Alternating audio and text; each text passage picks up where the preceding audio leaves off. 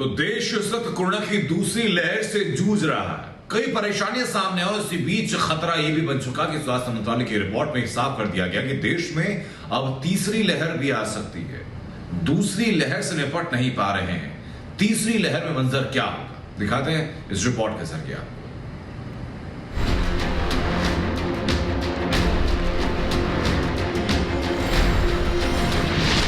पहली लहर से पहले ही बेदम,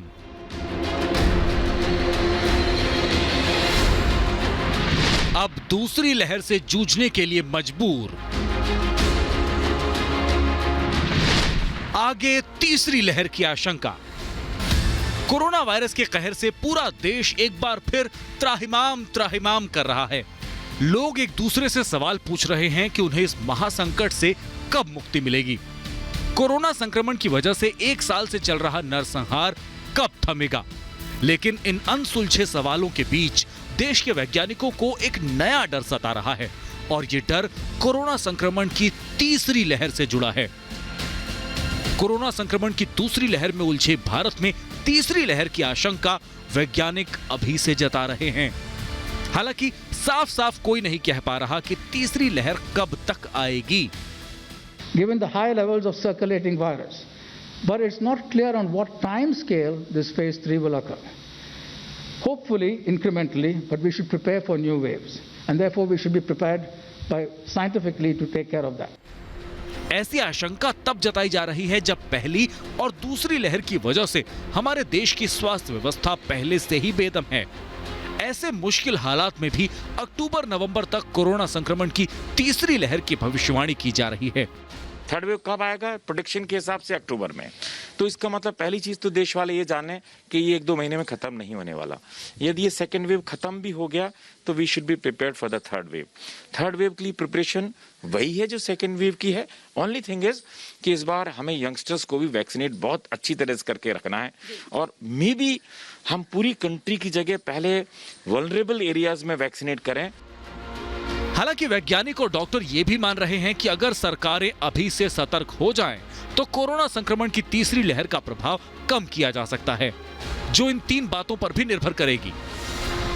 सबसे पहली बात यह है कि नवंबर-दिसंबर तक कितने लोगों का टीकाकरण होता है। इसके अलावा सार्वजनिक कार्यक्रमों और शादी समारोह पर किस हद तक रोक लग सकती है। जो लोग पहली और दूसरी लहर के दौरान सुपर स्प्रेडर साबित हुए हैं। जबकि तीसरी बात यह कि वैज्ञानिक कोरोना वायरस के नए वेरिएंट को कितनी जल्दी पहचान लेते हैं, जिससे वक्त पर वैक्सीन में बदलाव लाया जा सके ताकि वो नए हालात में भी कारगर साबित हो सके। तभी जाकर कोरोना संक्रमण की तीसरी लहर पर काबू पाया जा सकेगा, जो बच्चों के लिए भी बेहद खतरनाक साबित हो सकती है। जो 18 से 45 तक के लोग हैं वो ज़्यादा सोसाइटी में मूव कर रहे हैं, वो कहीं जा रहे हैं, जॉब में जा रहे हैं, तो वो तो हमको बहुत ही जल्दी कर लेना चाहिए।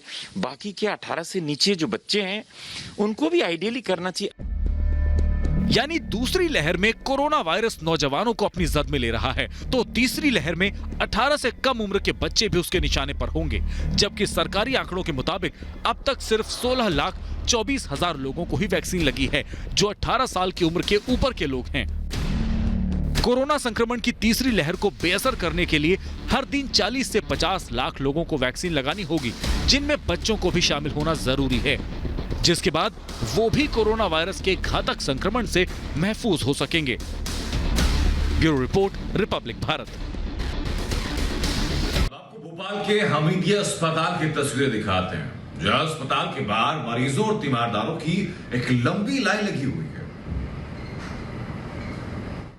मध्य प्रदेश में कोरोना संक्रमण तेजी से फैलता जा रहा है, मौत का आंकड़ा बढ़ता जा रहा है। सरकार तमाम दावे करती है कि अस्पतालों में बेहतर सुविधाएं दी जा रही हैं, ऑक्सीजन की कमी नहीं है, इंजेक्शन की कमी नहीं है और जो मरीज के परिजन हैं उनको भी किसी तरह की दिक्कत नहीं होने दे रहे हैं। हम इस समय भोपाल के हमीदिया अस्पताल में हैं, जो कि मध्य प्रदेश के सबसे बड़े शासकीय अस्पतालों में से एक अस्पताल है। ये आप बताइए किस तरह से आपको परेशानी हो रही है? यहाँ पे आपकी दादी एडमिट है, आपने बताया था। परेशानी इस प्रकार हो रही है कि जब उन्हें भर्ती किया था मैंने, तब उनका पलंग जो है वो 759 बताया गया था मुझे। उसी पे मैं सामान भेजता था, सब कुछ करता था, लेकिन 2-4 दिन बाद जब वीडियो कॉल अरेंज हुआ बड़ी मशक्कत से, तो मुझे ये पता चला कि उनका पलंग नंबर जो है वो 759 नहीं 746 है। तो एक वो मिसमैनेजमेंट है। डॉक्टर से हमारा कोई कांटेक्ट नहीं है। हमारा जो भी कांटेक्ट हुआ 10 दिन से दादी भर्ती है मेरी, ये संविदा हेल्पलाइन है उससे हुआ। उनने जो है फिर वो पूछ के बताते थे अंदर से, और 2 घंटे बाद 1.5 घंटे बाद पता लगता था। 8 बजे के बाद जो है ये संविदा हेल्पलाइन वैसे ही काम नहीं करती है। कहाँ से आए हैं और कौन आपका एडमिट है? मेरी मदर यहाँ एडमिट है। मैं देवास जिले से आई हूँ और मेरी मदर का पेट इतना बड़ा हो गया है सर। मैं डॉक्टर से बात करना चाह रही हूँ कि डॉक्टर मेरे से बात करे, एटलीस्ट मुझे एक बार इन्फॉर्मेशन तो बता दे कि दिक्कत क्या जा रही है। कोई मेडिसिन नहीं, मुझे मेडिसिन के बारे में भी नहीं जाना। आप ट्रीटमेंट कर रहे हैं, मुझे उसके बारे में भी नहीं जाना। लेकिन जो मेरा पेशेंट मुझे बता रहा, कम से कम उसकी समस्या तो दूर करिए। एक्सरे तक नहीं हुआ, चेस्ट एक्सरे का बोलते तो बोले बेड साइड था, हो गया। CT स्कैन बोलते नहीं हुआ अभी। क्या बताऊं मैं, मुझे बस ये समझ में आता ही नहीं है कि क्या हो रहा है यहाँ पे अंदर।